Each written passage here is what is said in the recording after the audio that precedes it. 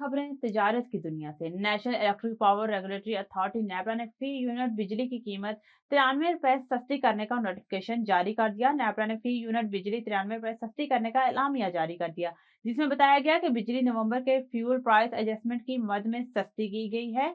Notification के मुताबिक पाकिस्तान समेत दुनिया भर में सार्फिन को जनवरी के बिलों में रिलीफ मिलेगा, जबकि लाइफ लाइन सार्फिन पर इतलाक नहीं होगा। दूसरी जानिब नेपरा ने 1 जनवरी से फी यूनिट बिजली की कीमत 1 रुपए 79 पैसे बढ़ा दी। जनवरी में 2016 से फी यूनिट बिजली की कीमत 33 रुपए 38 पैसे मुकर्रर कर दी गई है। इस हवाले से फैसला वफाकी हुकूमत को भिजवा दिया गया है। इतलाक वफाकी हुकूमत की मंजूरी के बाद होगा।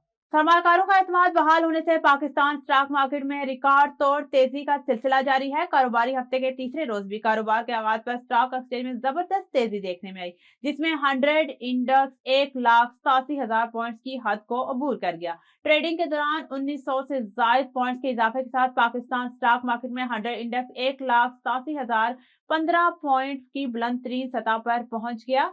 ताहम कारोबारी रोज के इख्तिताम पर 100 इंडेक्स 1456 पॉइंट्स के इजाफे के साथ 1,86,518 पॉइंट्स की सतह पर बंद हुआ।